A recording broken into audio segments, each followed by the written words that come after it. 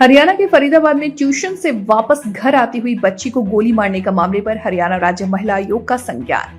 हरियाणा राज्य महिला आयोग की पुलिस की कार्रवाई पर नजर। हरियाणा राज्य महिला आयोग संबंधित पुलिस अधिकारियों से ले रहा पल पल का अपडेट। हरियाणा राज्य महिला आयोग की चेयरपर्सन रेणु भाटिया ने आरोपी को जल्द गिरफ्तार करने के लिए दिए निर्देश। आयोग की चेयरपर्सन रेणु भाटिया ने बढ़ते लिव इन रिलेशनशिप प्रचलन पर भी चिंता जताई। आयोग के लिव इन रिलेशनशिप को पॉजिटिव वे में फ्रेम आउट करने की कोशिश। जी, फरीदाबाद में एक नाबालिग बच्ची को गोली मारने का मामला सामने है। इस पूरे मामले में हरियाणा राज्य महिला आयोग ने क्या कुछ संज्ञान लिया?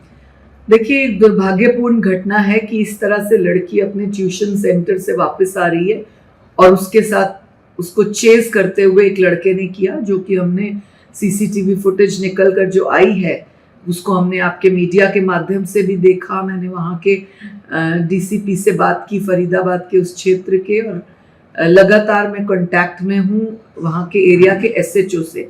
एफआईआर दर्ज कर दी गई है, परंतु पूरा परिवार बिठा लिया गया, लेकिन वो लड़का अभी हाथ नहीं चढ़ा है। उसकी बाइक भी नहीं मिल रही है क्योंकि उसमें हल्का सा बाइक का नंबर भी आ रहा है। वो अपनी बाइक पर ही गायब है और फ़ोन स्विच ऑफ है, लेकिन सीआईए की टीम पूरी लगी है और बराबर मेरे साथ कांटेक्ट में है। हमने अभी भी उनसे बात की और उनको ये कहा है कि पूरे 24 घंटे हो गए हैं, अब लेटेस्ट बाय टुमारो मॉर्निंग तब तक वो अरेस्ट हो जाना चाहिए। उनके पेरेंट्स को, भाई भाभी को, बहुत सारे रिश्तेदारों को थाने में बिठाया हुआ है, तो उम्मीद है जल्द पकड़ा जाएगा।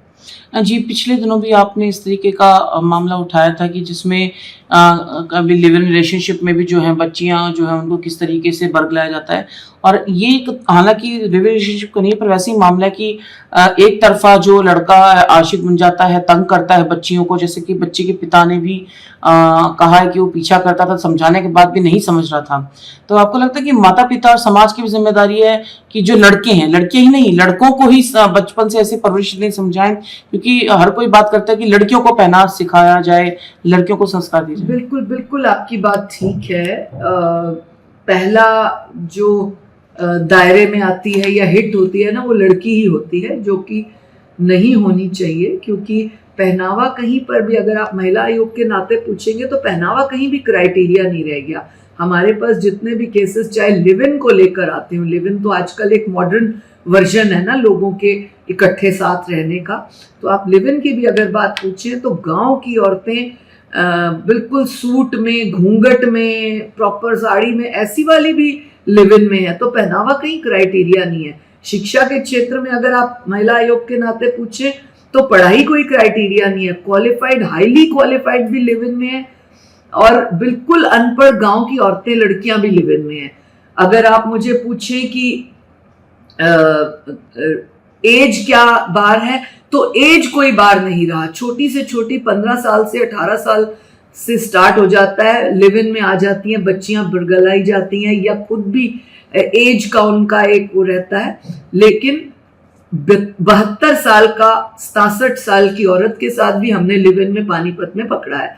तो लिव इन एक ऐसा अभिशाप है जिसमें ना एज क्राइटेरिया रहा, ना जाति क्राइटेरिया रही, ना पढ़ाई क्राइटेरिया रहे, ना नौकरी क्राइटेरिया रही, ना शहर क्राइटेरिया रहा, ना गांव क्राइटेरिया रहा। और आज की डेट में ये एक बहुत बड़ा अभिशाप बना हुआ है परिवारों को तोड़ने में, जिसके महिला आयोग सख्त खिलाफ भी चलता है, सख्ती भी करता है और कोशिश भी कर रहा है स्कूल, कॉलेजेस, यूनिवर्सिटीज के माध्यम से सेमिनार्स कंडक्ट करके इसको पॉजिटिव वे में फ्रेम आउट करने के लिए।